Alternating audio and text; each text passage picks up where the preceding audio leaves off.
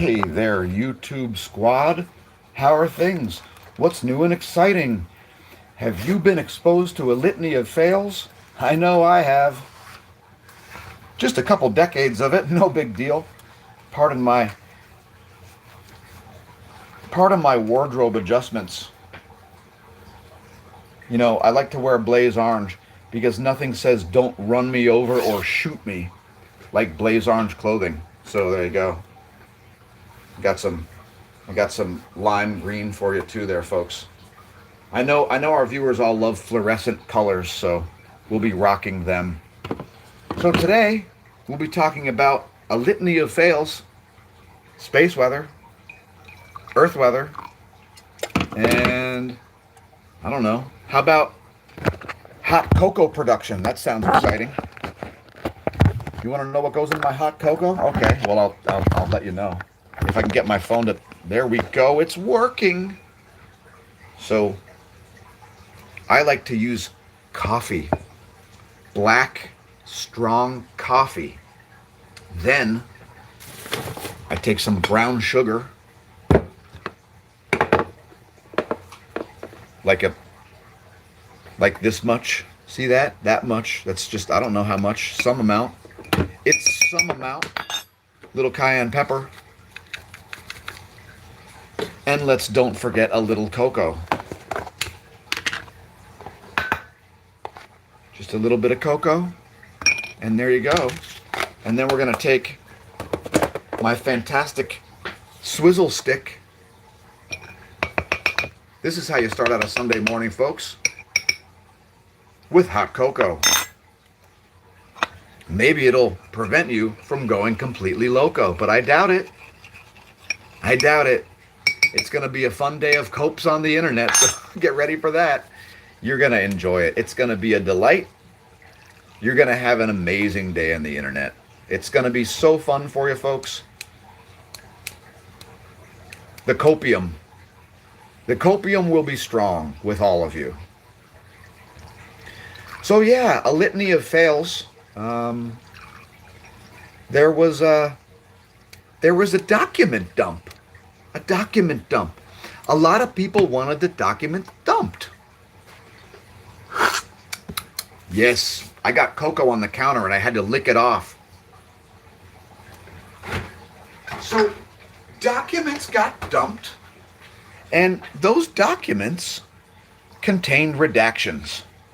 The only problem with the redactions was that there were duplicate documents, and the duplicate documents had different redactions, probably by AI.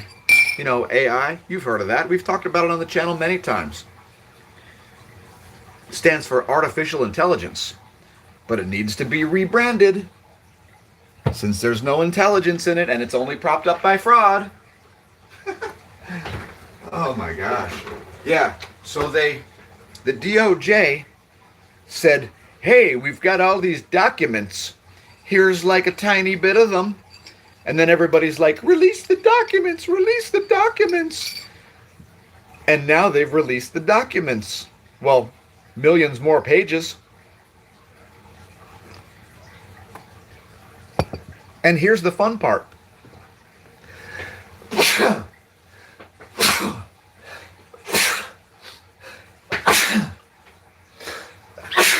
Excuse me. Here's the fun part. The documents, many of them are in duplicate or triplicate or quadruplicate.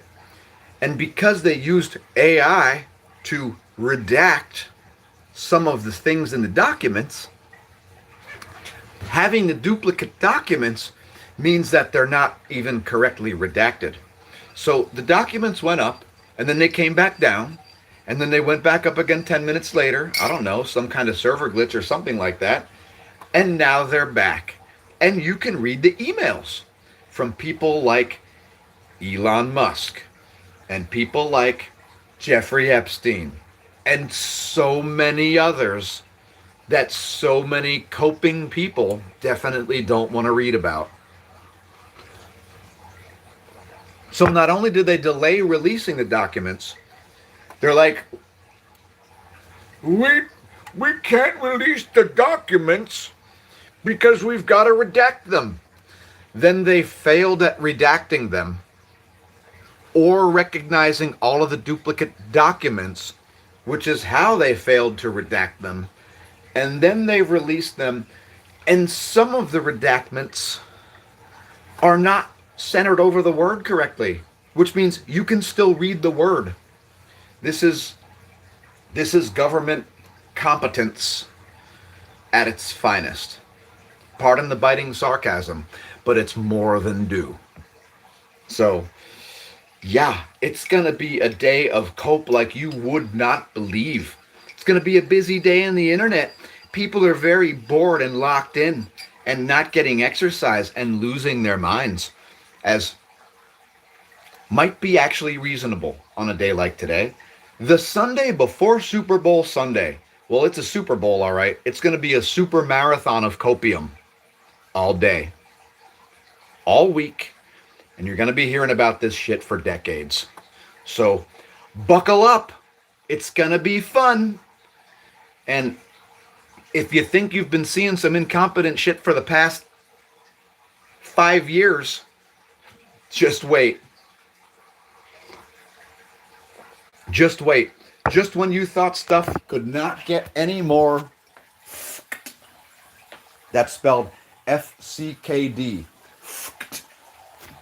It's fucked. I mean, yo, if I worked for the Babylon Bee, I might have written some of these stories just like they happened. I mean, dude, having level. Let's get into space and Earth weather, because I'm not going to keep talking about documents. I'm going to be creating documents in the form of this video about space and Earth weather, and not paying attention to that other crap that I was talking about, because to say that it's distasteful is a fucking insult to the word distasteful. So, but tax season's coming, folks. Tax season's coming, and you too will get to decide whether you'd like to keep funding the stable genius government that is currently, quote, in charge, end quote. And I don't know what the hell in charge means. Maybe seated in an electric chair is what in charge means. I'm not sure. Let us know in the comments what the words in charge mean, because I'm starting to wonder. How about a little bit of self-sabotage? Oops. Oh, we've got that covered. We've got the self-sabotage cranked up to 11. Thanks, Elon. Thanks, Elon Musk. That AI is so intelligent. All right, so allow me to move my setup here, since my computer chair was this bike last time I was on the computer. It's not as comfy as my regular computer chair. All right, so this is what happens when you're lost in space, folks. This is what happens. Watch.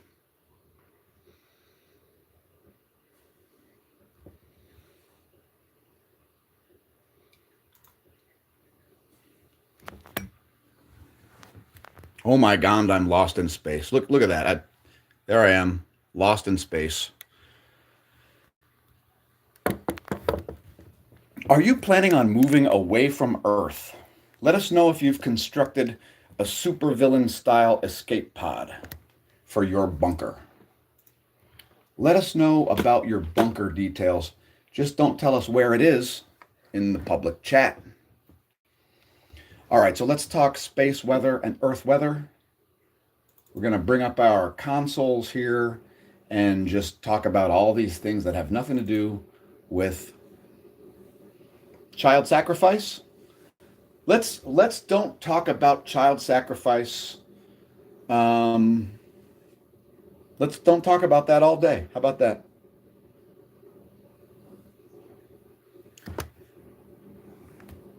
Add a Q&A sticker. Read the shampoo bottle. Try it. What? What the hell does that mean? All right, let's end that Q&A. All right, viewers, so don't forget to leave a comment. If you're new to the channel, don't forget to press subscribe, because otherwise, how would you see the content in your YouTube feed? I mean, is your YouTube feed full of a bunch of crizzap and misinformation and disinformation and just schlocky nonsense?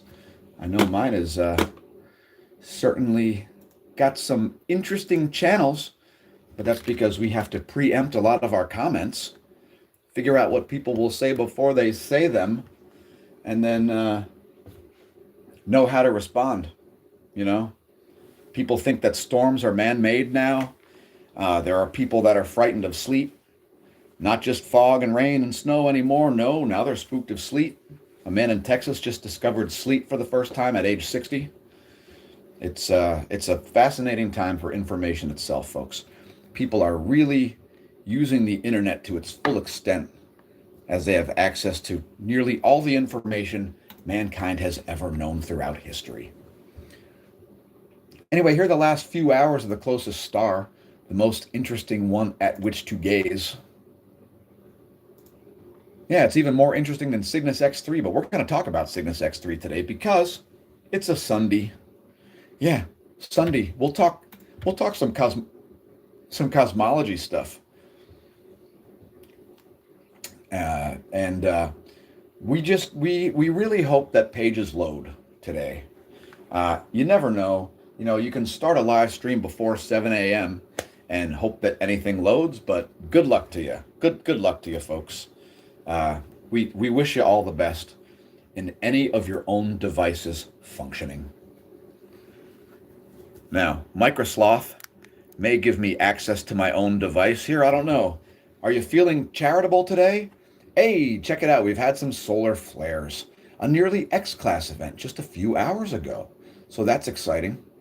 That was at, let's bring up the one-day chart here to get a little bit higher res. We had an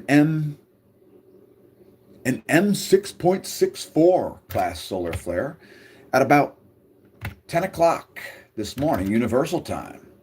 Let's take a look at that. Is it from that western limb? Or is it from that new spot in the northeast? Looks like the northeastern spot.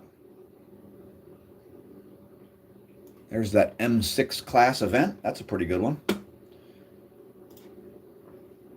And that's enough to add to your clipboard. Did you know that if you're using Microsloth Windows, if you press Windows key plus V, you get this really cool paste menu that pops up? Yeah, Windows key plus V. It brings up your clipboard. So yesterday, for example, we talked about naming solar coronal filaments. Not yesterday, Friday. Anyway, there's that flare. That's the largest flare in several days. That group in the northeast is looking quite promising. So let's take a look at this in the SDO realm, the Solar Dynamics Observatory. And we're going to zoom in on that sunspot and give it a little closer look. So there you go. You've got quite a few umbrae there that are larger than the Earth. Let's get rid of 171. So some quite decent sized sunspots there indeed. And look at that, more have risen. So we're going to see a huge uptick in sunspot number. We're going to be up to like 150 sunspots today. Look at all those new sunspots that rose. And this is a very active group. So let's look at the magnetogram here briefly before we show animations of it. And we're going to go back 1 hour at a time and watch the proliferation of this. All right, there's the latest. That's 11:30 universal time.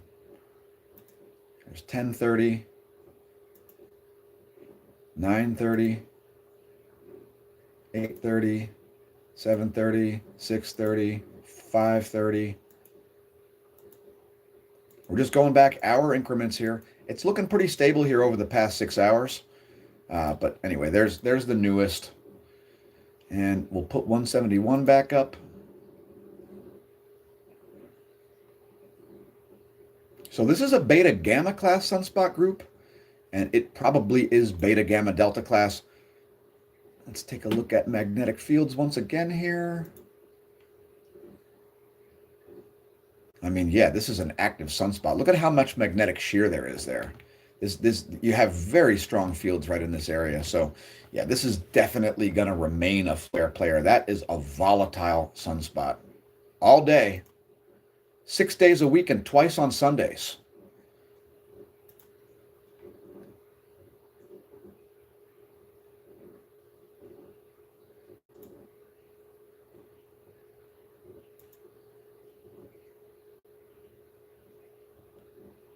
And if we advance this, let's advance this 5 minutes at a time to show the flare in 94 angstroms. What do you say? It's a great way to start off February with some more flaring activity.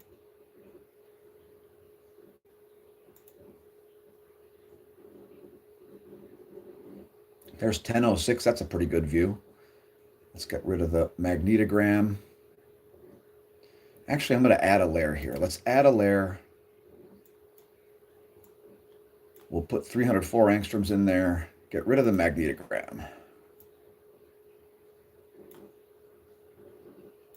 So there's the flare in 304 angstroms. That's ionized helium.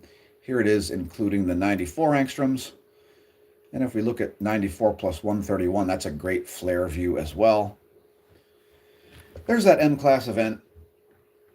It was an M6.64 class solar flare. Classy, that solar flare. Let's talk about cosmic ray flux. Cosmic ray flux is inversely proportional to sunspot number. That is because the solar plasma reduces the amount of cosmic rays that make it to Earth, which is what's being monitored here. It's really the secondary particles, not the cosmic rays themselves. Keep in mind, folks, cosmic rays are kind of weirdly named because a cosmic ray isn't really a ray. It's a particle traveling at a very, very high speed, such a high speed that it's able to make it through the sun's magnetic field, through the Earth's magnetic field, and all the way down to ground level where it causes a particle shower, or, causes a particle shower someplace adjacent to the detector. You can build your own cosmic ray detectors. Cosmic rays are ubiquitous. They are everywhere. They're going through your head right now. So are solar neutrinos, but that's another story entirely. Cosmic ray flux is important because it shows us the solar sunspot cycle in inverse. Every cosmic ray peak features a solar minimum. So here's the weakest solar minimum of the modern era, occurred around 2009. As you can see right there, cosmic ray flux was the highest ever measured. And this graph goes all the way back to the 1960s. 1964, April of 64 is when the OLU neutron monitor went into place.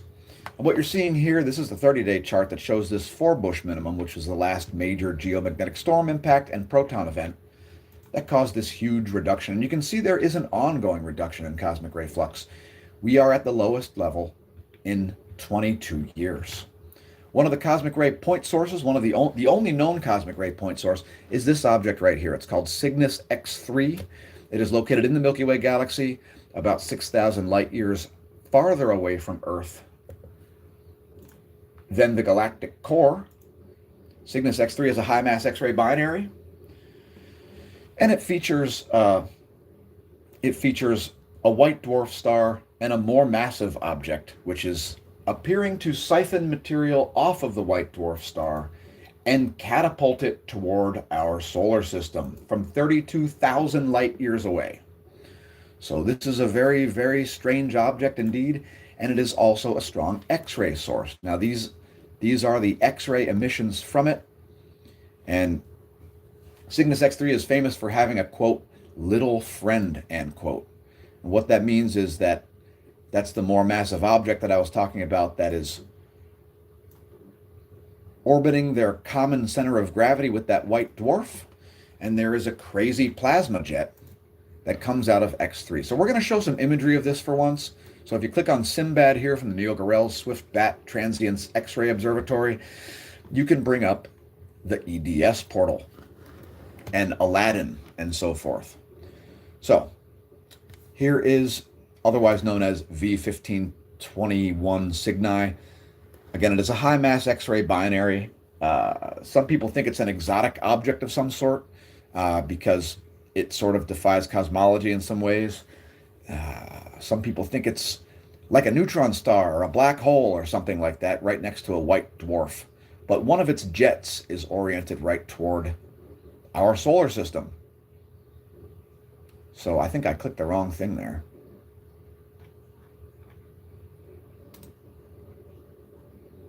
Okay, let's not go to Aladdin. Let's just look at these sources within Simbad. I know I can bring up some layers here. So now you're not going to be able to see anything in this because visibly it's in a very bright part of the galaxy. It is in the constellation Cygnus. So let me see here. If I send to Aladdin, I think that works. Okay.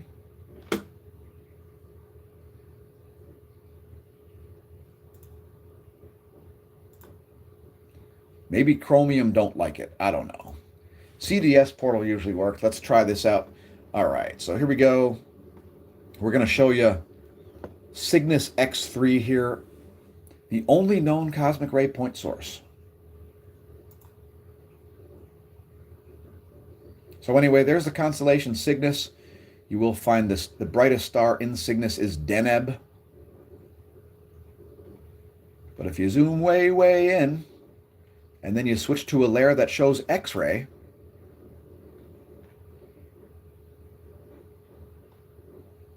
I don't think it's on XMM Newton. Let's see. There's got to be an X-ray. See, it's not going to show up on the Swift Bat X-ray flux because it's in a very bright part of the sky. Just a minute here, folks. I'll get up some imagery of it. Let's see. I know it is on Pan-STARRS. So if you zoom way in on Pan-STARRS, you will find this object there. And it is a weird one. So this is actually the white dwarf star, which appears dim. There's a lot of gas and dust in between us and Cygnus. And then you've got this more massive object. And that has a jet oriented right toward Earth. So that object on the crosshairs, that is Cygnus X3. This is the white dwarf companion star, I believe. But you can see this ring of plasma around this. And this is a very interesting object indeed. It is able to send you're in this object stellar sphere because this object is 100% sending physical material all the way to Earth. It was discovered accidentally. So there's just the Z band. Here's just the G band, which doesn't show jack. Let's just keep the Z band. That is a crazy object. Cosmic ray point source, Cygnus X3. We've talked about it many times on the channel before, but I always like to bring it up because people don't seem to understand the significance of this. I think there are some more if I unlock all of the layers. I know you can find this in X-ray, so let me check out the X-ray lines here. What the heck? All right, let me see if anything shows up on any of these radio frequencies. Because the radio jets are visible, like the plasma jets are going to be visible in radio frequency. But I got to make sure I'm zoomed out enough. See, Cygnus is a very busy constellation. It's a major galactic arm. What about the Planck survey?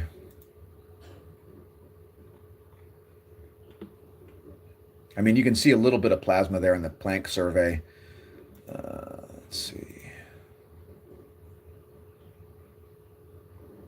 I'm surprised that there are no X-ray. I don't know why there are no X-ray. It's very strange.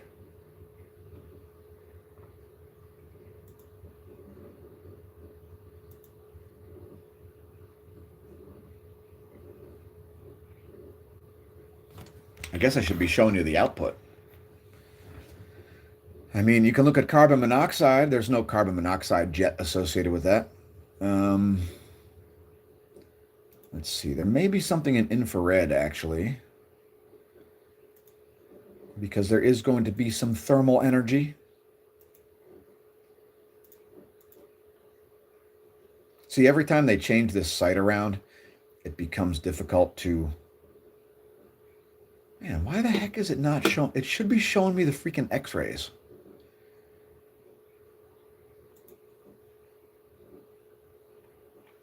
False color X-ray images? So there's part of it. It's not going to show up in gamma. Blue light? No dice. Is it on the 2 mass? It might be on the 2 mass. There it is. There's Cygnus X3 on the 2 mass. So this is the white dwarf star. This is the little friend. And the reason it looks like this, the reason it looks so bright is because there's a jet oriented directly at you. That's a cosmic ray point source. Anyway, let's move on here to talk space weather, because do we have some Earth-directed CMEs? Well, finger crossed for that. Wait, don't cross one finger. That seems like it would be unhealthy. Don't cross one finger, folks. A single finger, that would involve, don't do it. All right, so do we have any earthly directed CMEs? According to University of Reading, the answer is, it doesn't look like it. So I suspect that flare, if it was associated with any coronal mass ejections, I suspect that flare on that northeastern limb didn't produce anything earthly directed. So that's unfortunate. That's not how to start February. Let's get some Earth-directed space weather here, El Sol. And if you're spooked of the sun, well, you could always send it a message in our comments. The sun watches all of our videos, by the way. All right. Thanks for tuning in, El Sol, aka Helios. So here's the current solar wind conditions, and they are quite nominal. These are not very exciting. The BTBZ is a total field of 5 nanotesla with a BZ of -4.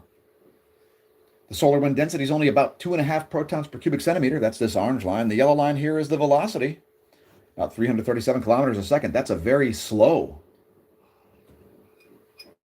and it's a very slow solar wind. The rest of it's pretty normal. Anyway, it's measured here at Lagrange 1. We'll move on. This is where the ACE and Discover are actually located. You can actually bring up this visualizer yourself, the Discover/ACE Orbit Visualizer, which is discover-ace-visualizer.vercel.app, of course. Where else would it be? Next, we'll look at the geospace. Here's a model of what Earth's magnetosphere likely looks like out to about 12 Earth diameters, courtesy of University of Michigan. And things are quite calm with that slow solar wind. The main pressure here in the magneto tail side, indicating that the plasma is in a state of equilibration. We're going to get a boring ring current around the whole planet, which will be forming if nothing changes. Those are the last, I think that's the last 4 hours.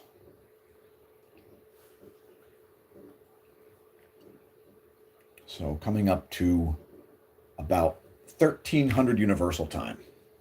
Those magnetometers are smooth, no surprise there. This is not a space weather event. Space Weather Enthusiast dashboard not forecasting any geomagnetic storms or unrest. That is NOAA's forecast for space weather. The Space Weather Enthusiasts dashboard. We thank you for being enthusiastic about space weather. As the solar cycle declines, the radio flux has come up. Radio flux now at about 141 solar flux units is the F107, the 10.7 centimeter radio flux, discovered by Canadian radio operators with some old World War II equipment in like 1946 or something.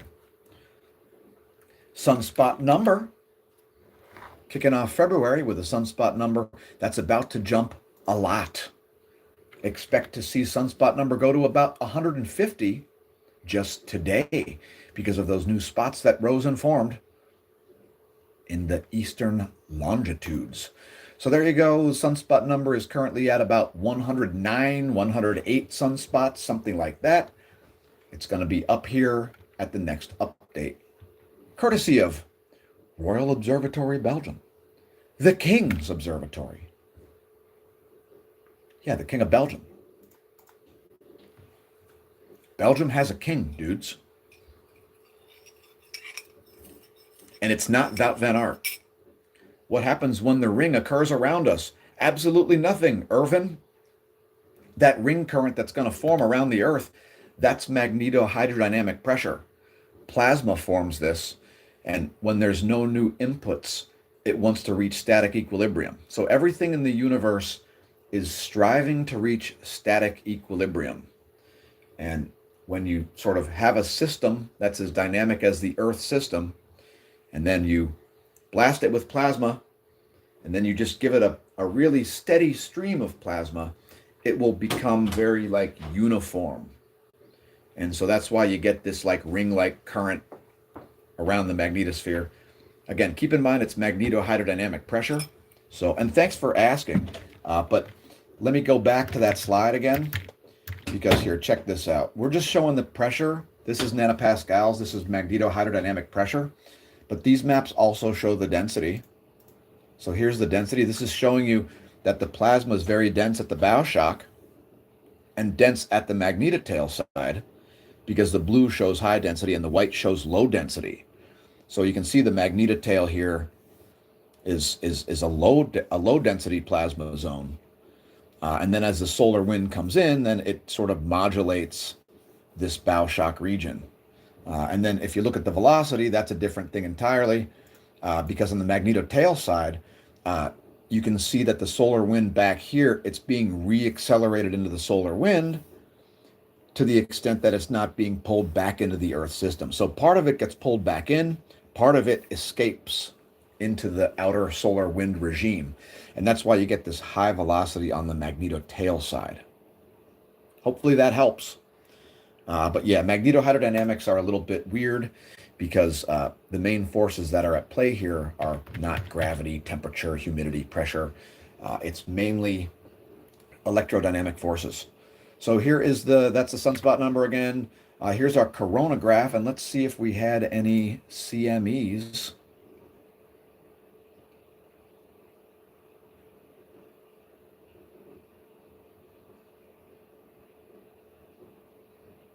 So here's that flare time around 10 o'clock. And I don't see anything.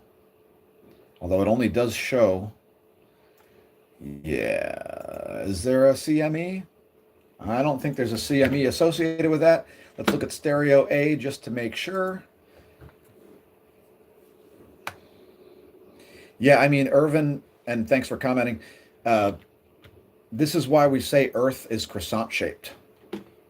Because you know that the magnetosphere kind of is croissant shaped, so all the funniest jokes are the ones that are true. To quote Jerry Seinfeld, it's funny because it's real. So yeah, join the Croissant Earth Society. Visit the links in the description, folks. There's a great red bubble shop there with a lot of amusing memes to astound and amuse your friends and foes on the internet. All right, so here's stereo A. It looks like we've got some data there. That's always nice. There's the end of the day yesterday, and then a huge hole in the data.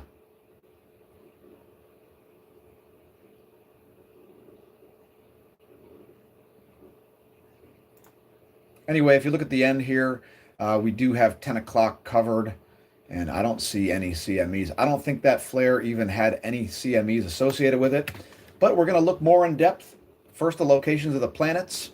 Orient yourselves. Orient yourselves. That is where things are located. Keep in mind they're much farther apart so that they fit on the screen. It is showing you the moon phase. But yeah, that's where things are. It's theplanetstoday.com. Proton flux is flatline, no solar energetic particle events. And we got some flaring happening right now. Let's head back to the GOES.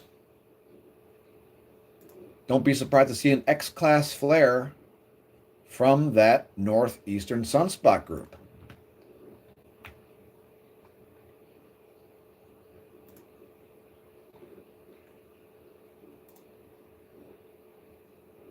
So this is the last few hours of today, February 1st.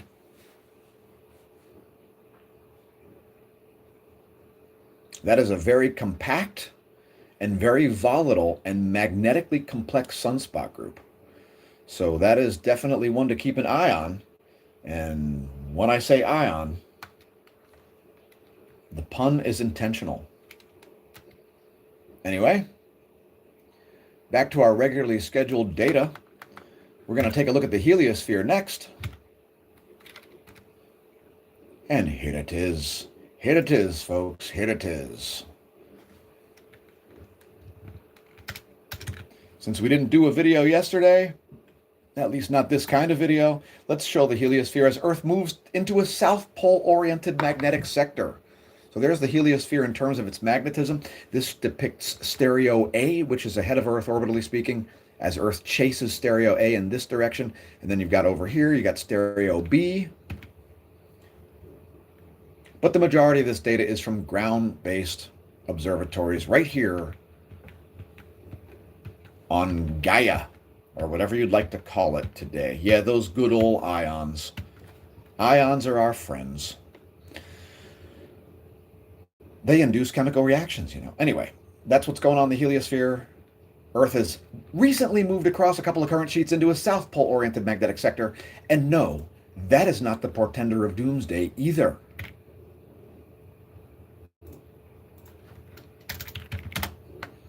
Here's our line of sight coronal hole plot, and you'll see South Pole-oriented coronal holes. They are in charge of that magnetic sector. Depicted here in red, these are transequatorial coronal holes. These will cause some space weather, maybe some geomagnetic unrest, maybe even some storms, and these things will appear to open up as time passes. Let's take a look at a different wavelength here, the 195 angstroms wavelength. Let me separate this tab for ease of use.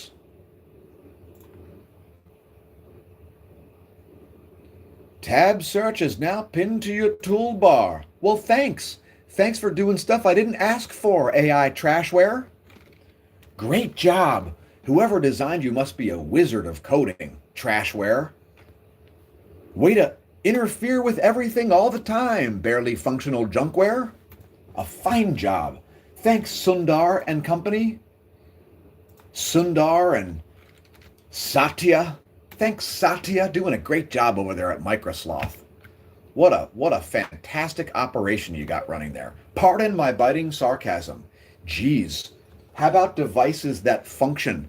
How about unlocking our own hardware so we can fucking use it? How about that, Microsloth? How about that, Google? How about that, Apple? Your planned obsolescence shall be your undoing. In fact, it's already undoing you because people are very unimpressed. Anyway, there's the 195 angstroms wavelength. That's ionized iron from the GOES 19. And you can see those South Pole-oriented coronal holes coming into view. They will appear to open up. They're probably not really opening up that much. It's just because the corona is bumpy and you can't see under all these valleys. There are a lot of hills and valleys pointed toward the Earth. A lot of massive plasma filaments. And of course, if you look at the 171 angstroms wavelength, for example, it's going to be very filamenty. You see quite a bit of plasma filaments, and it looks like the Eric Schmidt filament is still intact, so this one has not erupted yet. We're hoping it erupts soon so that it strikes Earth and destroys civilization. Just kidding, folks. The sun's not going to destroy civilization. But anyway, there are coronal holes, as you can see.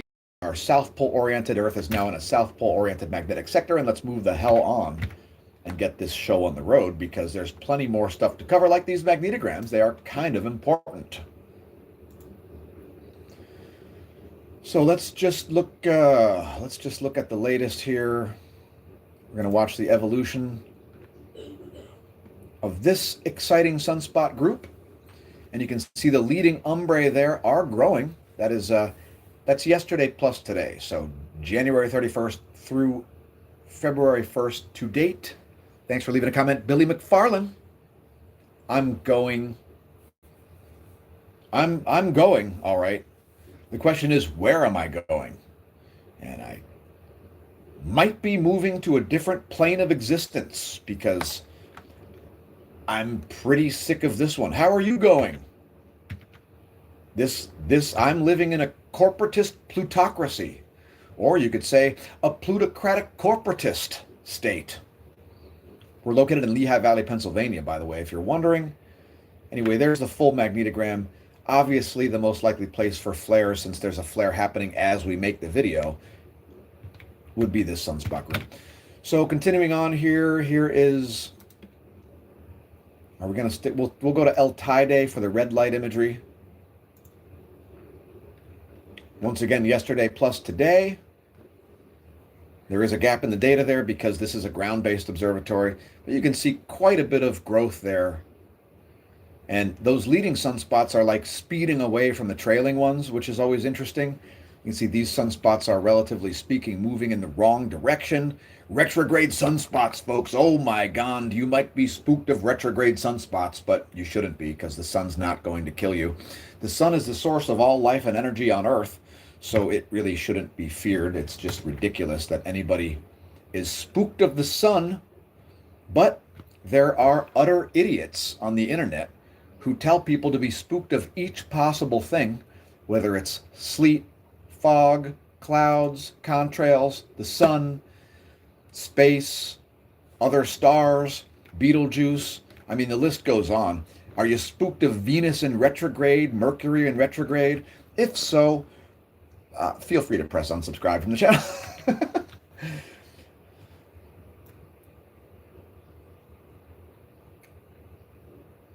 By the way, join us on X, otherwise known as Twitter. To sane people, we call X Twitter, you see, because X isn't a brand, it's a letter, and we need to use letters as letters. Letters have the claim on the letter. So you can't, if you want to make a company and make a brand, registered trademark, you can't use a letter for your brand unless you put some really crazy design on it, not just the black and white X, and say, it's the everything app. What? It's nothing more than your imagination and fraud app. It's not the everything app. What? But this is how Elon Musk operates. He just lies and people believe it, and they say, he's such a genius, he couldn't possibly be lying about each thing that he states. Anyway, the Eric Schmidt solar filament remains intact, and like, this thing needs to blast off today, otherwise it's going to miss Earth. So yeah, all hands on deck. Somebody turn on CERN so that this blasts off, right? CERN, that's another great one. People think that CERN like causes sunspots to form. People think that HARP is weather modification. Folks, HARP affects the ionosphere. No weather happens in the ionosphere. That's space. You've got the ionosphere, the mesosphere, the stratosphere, and the troposphere. That's where weather occurs. Not in the stratosphere or the mesosphere or the ionosphere. That's where space weather occurs. And no weather occurs between the stratosphere and the ionosphere. So,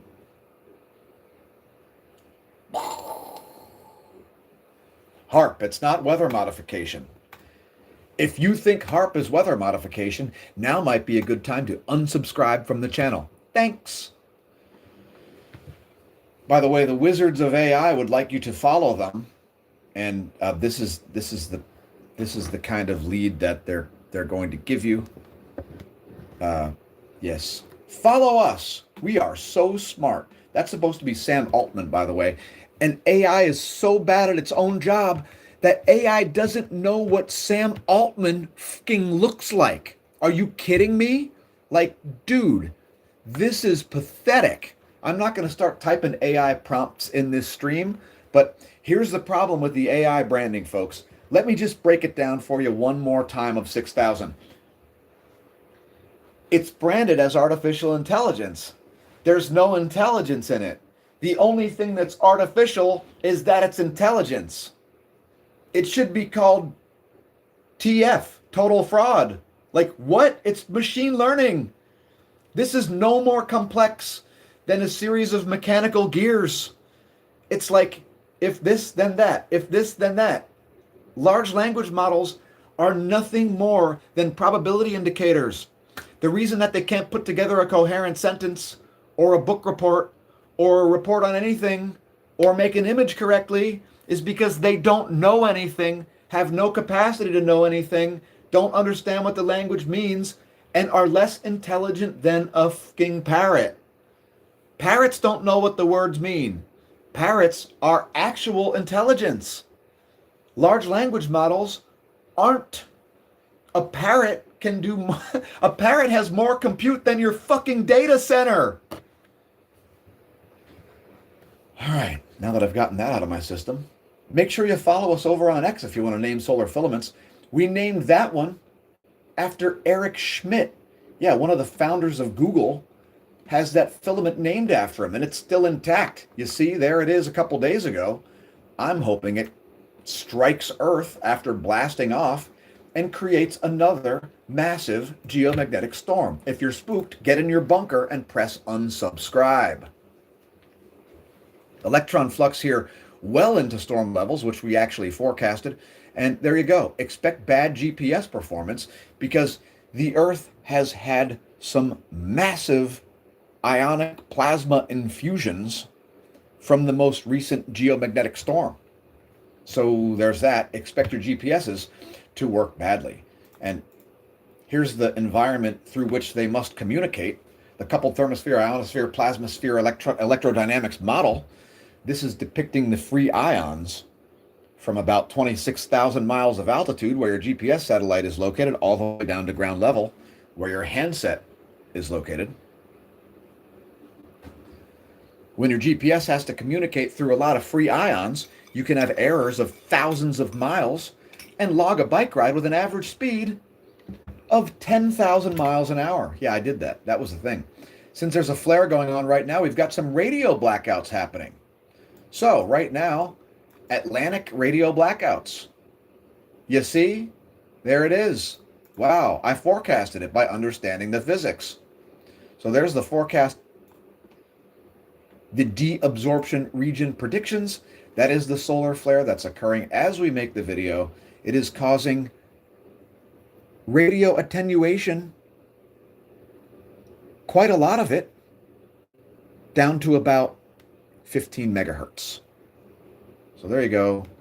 Some radio signals being lost in space, like so many YouTube viewers are lost in space because they don't understand anything about space or even where it is.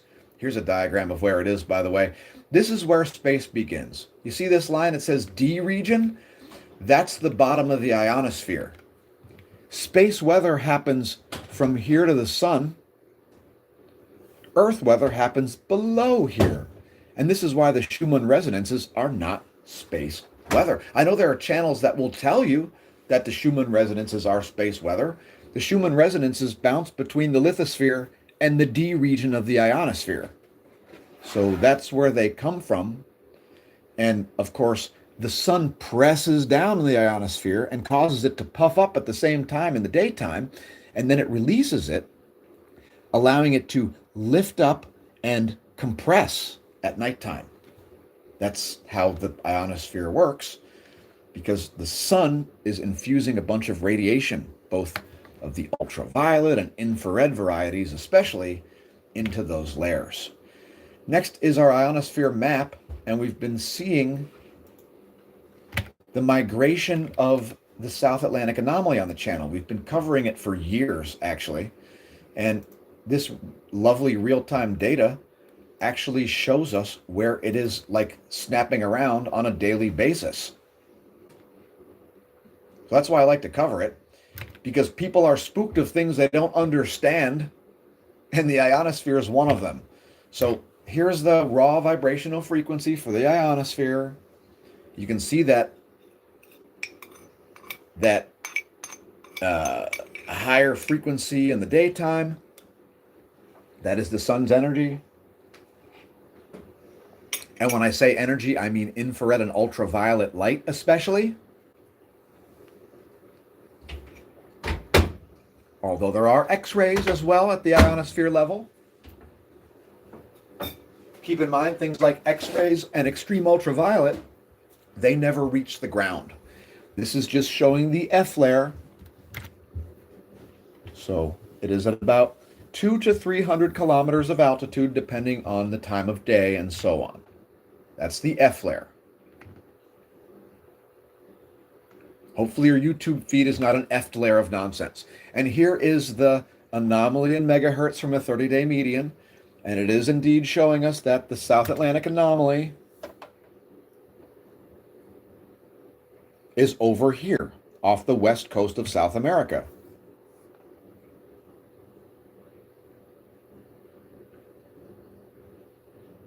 There it is. You can clearly see it. It's right there, right in that area, right near western coastal equatorial South America. That's where it is. This is the map. Like this is from ionosondes. This is ground-based systems talking to satellites. They're measuring the signal refraction. I mean, there it is. Here's the African anomaly, the second weakest spot in the ionosphere. There it is. When satellites pass through these areas, it's equivalent to being at a lower altitude. There are a lot more ions in these areas, and they cause charging hazards. They reduce satellite life and increase the fuel consumption, for example. Anyway, moving on. Since we've covered a bunch of space, let's cover some Earth. Earth, a complete fucking disaster. That is Earth. There it is. There's the sun rising over the Atlantic Ocean, bidding good morning to people with the highest levels of cope in the history of mankind, because nobody copes harder than cultists, and cultists are coping hard. Wow. Copium levels are dialed up to Elon Musk's 11. They've gone plaid with their coping, and it's only going to get more pathetic. Now, like I said earlier, Earth is croissant-shaped, and you can find our merch shop linked right in the description, conveniently for you to see. Welcome to Deadbeat World Earth. What a fucking disaster. Anyway, today I would like to say that imbecile is an adjective. Yeah, it's not just a noun. Will you fucking load? I don't know, I guess not an imbecile. A lot of NPCs on the internet are definitely imbecile. In fact, some of them are imbeciles. Because imbecile is an underused old-timey term, which is also an adjective. So please don't be an imbecile, and do visit the links in the description below this video, especially the homepage, smashomash.com. Press the share button and find us on social media. Lest thee be painted as an imbecile. Would you like a reminder in your bathroom? Well, we've got shower curtains. Imbecile. It is not just a noun. It is also an adjective. And if you don't know what nouns and adjectives are, don't unsubscribe. Just learn to read. Learn the English language. I know there are plenty of people on the internet who aren't just science illiterate. because they're just regular illiterate. It's mind-boggling. But hey, I'm sure when I graduated high school, plenty of kids in my graduating class were reading at a third grade level because many of them are still clearly reading at a third grade level. So there's that. Don't be an imbecile, folks.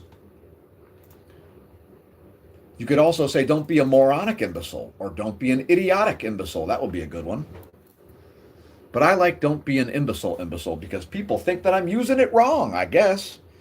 Imbecile is an adjective. There's one to grow on, folks.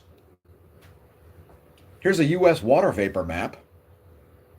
As dry air dominates Texas, an atmospheric river flows through Canada into Montana. Oh no, an atmospheric river. Watch out, folks. A buzzword has been used. Atmospheric river. Oh, look out. It's an atmospheric waterfall. What's causing that? What could be causing it, folks? Maybe a pressure gradient? Maybe the Rockies? You know, the wayward side. Oh, it must be man-made. It's man-made, folks. This is water vapor. So, like, it's, I don't know. It's whatever. By the way, if you want to look at clouds at night, there is a way to do that. And here's how you do it. Use a shortwave infrared radiation map. And it's pretty cool because you can see clouds at night. Why? Because water vapor emits a whole bunch of infrared radiation and it gives away the location of clouds even when it's too dark to use the visible satellite. So if you zoom in on Montana, you're going to see clouds forming on the wayward side of the Rockies, you know, the Continental Divide and so on. And so you get high pressure on this side, and then when it gets released, you get lower pressure, and then these clouds reach dew point. I mean, this water vapor reaches dew point, and it can't be vapor anymore, and it turns into droplets, and you have what's called a cloud. That's how weather works. Anyway, here's the full map. Since the visible map's only going to show a little bit of the country, let's just show the full cloud map. There you go.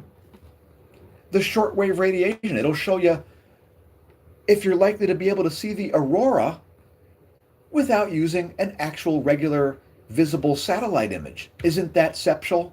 Special? So the detailed forecast is that, Monday we're going to have a high near 29 here in Lehigh Valley, Pennsylvania. It's a freaking heat wave. Today it's going all the way up to 20, although they've lowered it.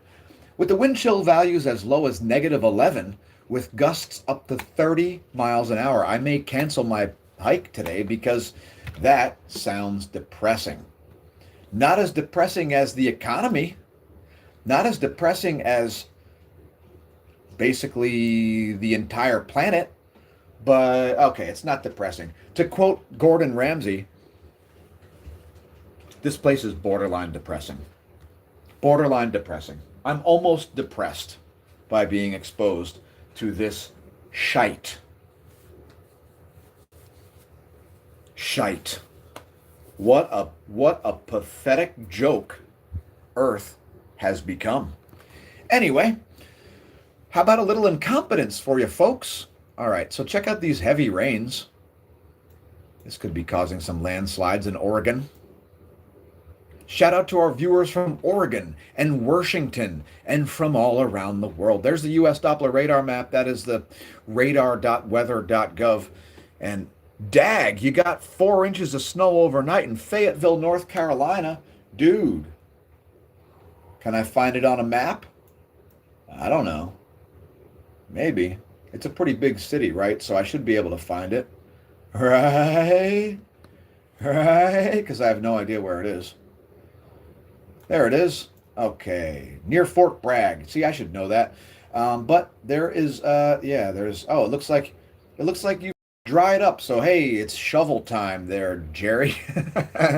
Hopefully your back isn't shattered. Mine is still recovering from the last 2 snow shovels. See, I shovel the neighbors' spots and the neighbors' walks and my own stuff just for fun, because usually when it snows, I'm not riding the bike as much, and I need exercise because it lowers my urge to kill to manageable levels. But yeah, it looks like your weather has cleared out, sir. So perhaps hit us up on social media and send us some photographs of your 4 inches of snow. We still have like 10 inches with an icy crust, and it's not going away all week. So we will still continue to see like an Arctic Pennsylvania here, just Hoth base. We've got 8 foot tall snowbanks all around the neighborhood. And it's the best snow fort building conditions I've seen for a decade. It's a really good snow fort building conditions, folks. It's a great day to induce a snowball fight containing your entire neighborhood. So here's a precipitation type map. And as you can see, things are moving out of there now. There are going to be some scattered snow showers, it looks like, throughout the day. Some more nuisance dustings, but keep those windshield wipers up. And hey, shout out to Bruce Minas. Thanks for joining us in your summertime in Brazil. I guess it's probably pretty steamy where you are. North Carolina just got kaplastered. Wish I sweat a lot today. Yeah, I don't know. I could always pedal this contraption, and that would induce a lot of sweating, but it's not worth it because I have a hike planned. So I'm probably going to be hiking through deep snow. I'm not likely to sweat a lot because, if you sweat when it's 20 degrees with a wind chill of -11 Fahrenheit, it's not the best because you'll freeze into a solid block of ice and die. But besides that, yeah, I hope I sweat a lot today. But yeah, cheers, man. How's summer treating you? Let's show the satellite map. Actually, let's just show the temperature map because we got cold temps. First, a pressure map. So there's a pressure map. You can see high pressure dominating the southern Mississippi Valley there, and a strong low off the coast. That's what's been driving your weather there for you North Carolinians, especially. Your whole state's blanketed all the way to the coast, I suspect. If anybody's got any beachfront North Carolina Outer Banks snow pics, send them our way. We're on Instagram, Twitter, Feces Book. Anyway, here's a temperature map. And like I said, it's pretty cold in the eastern U.S. Let's move on to some forecasts. This is just a lightning map, by the way, from lightningmaps.org. There actually, interestingly, is some lightning in the Atlantic Ocean there. A little bit of thunderstorm activity. And no, that's not proof that HAARP controls the weather or that humans are even capable of controlling the weather. Don't be a son of a bittern. Know how weather works before you make ridiculous claims without the extraordinary evidence to back them up. Let's cover some forecast models. I want to see where the snow's coming next. If it's coming to me, it's going to mean my death. Just kidding, folks. I'm a Pennsylvanian.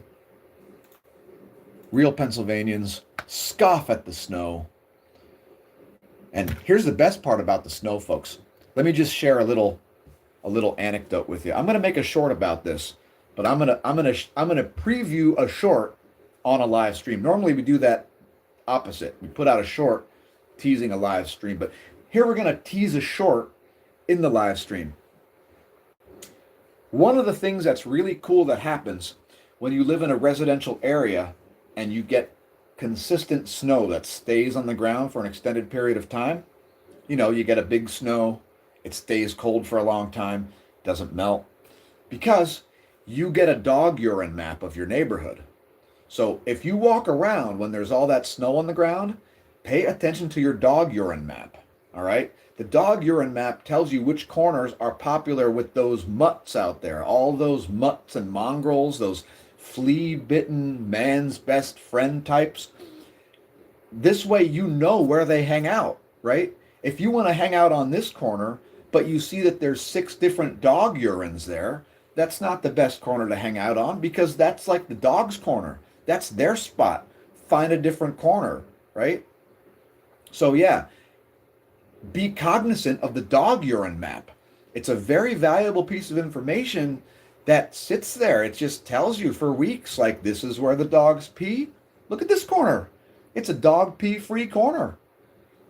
It does depend a little bit on where people are walking their dogs, but if you got consistent snow where you are, get that dog urine map.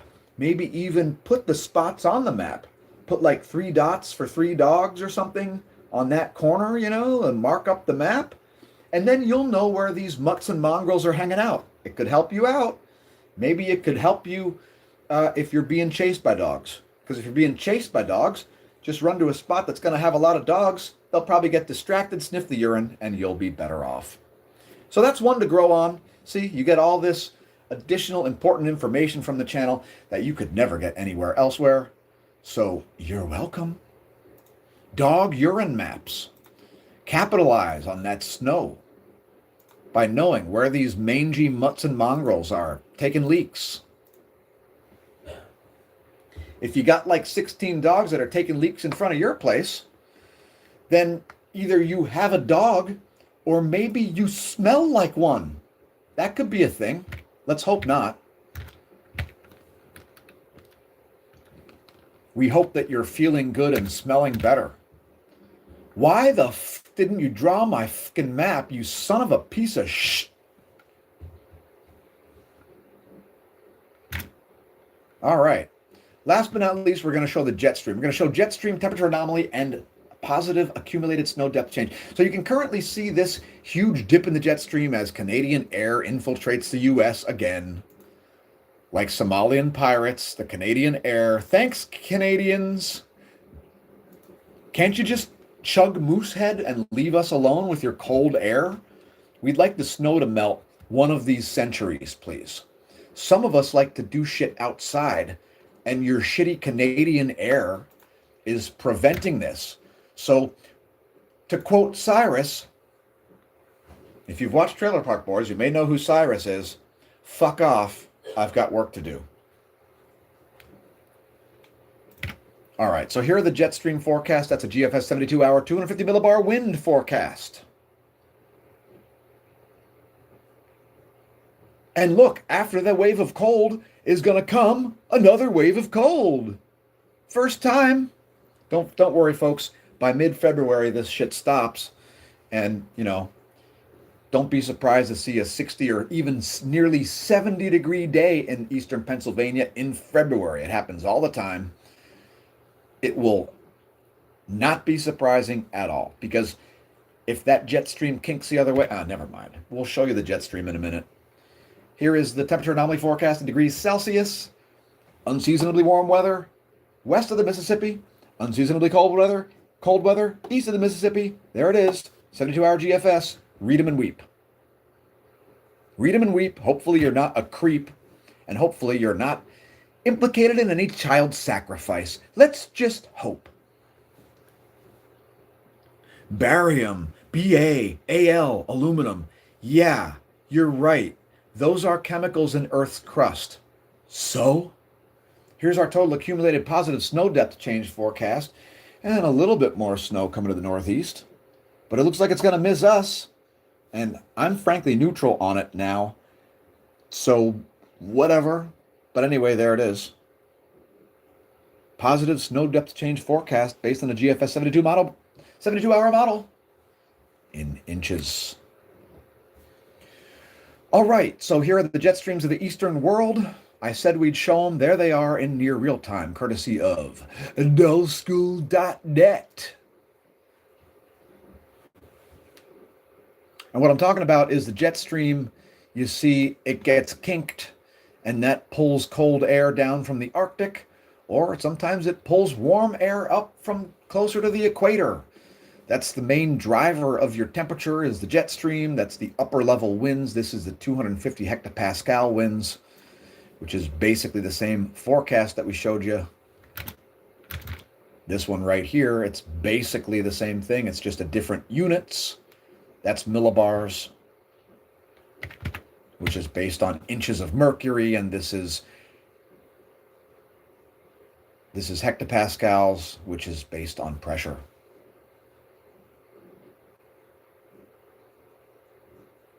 but they're both measurements of pressure. Anyway, here's the surface wind scenario for the east. Looks like cold days in Australia as a bunch of air from Tasmania is making its way across southern Australia. Here are the surface winds of the central world. It looks like windy conditions in the central Mediterranean as a strong low lingers off the coast of southern Italy. What is that? Is that the Aegean? I think that's the Aegean. But there's a strong low there. That is a strong surface low. Is it creating any big waves? I want to know. Because surfing in the Mediterranean seems like it'd be a great idea.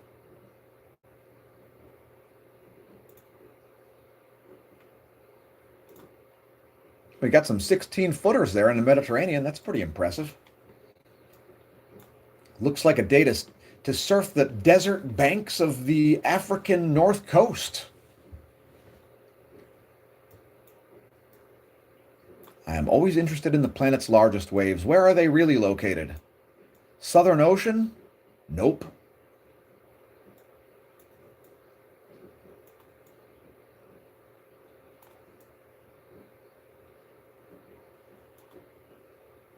I think these are the biggest waves right here. Once again, south of the Aleutians. We don't even have 30-footers right now on planet Earth. The seas are pretty calm. Anyway, back to this. These are the jet streams of the central world. Shout out to our viewers from Europe, Africa, the Near East. And if you're viewing from a different planet, universe, timeline, plane of existence, star, satellite, timeline, chronology, then let us know in the comments where you're viewing from. Especially if you're viewing from an alternate plane of existence. Anyway, there is the jet stream scenario for the Western world. You can see that cold air being funneled all the way down to North Carolina, but it is also pushing that system away. Here are the surface winds, and you can see that strong low creating nearly 30-foot waves there in the Atlantic. Anyway, that's where we're going to close this thing out because I'm sick of talking. And Bruce is from the Stone Age.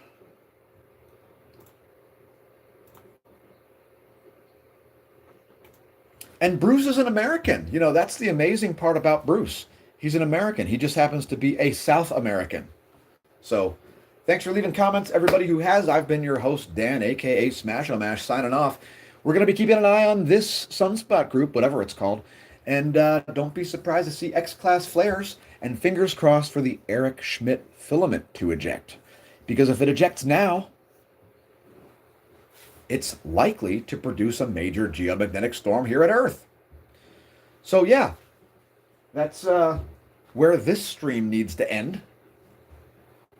And we'll see you soon here at the Smash News Network, least busted name of news. I've been your host, Dan, a.k.a. Smash-O-Mash, signing off. And until next time, likely tomorrow, may that solar wind be at your back.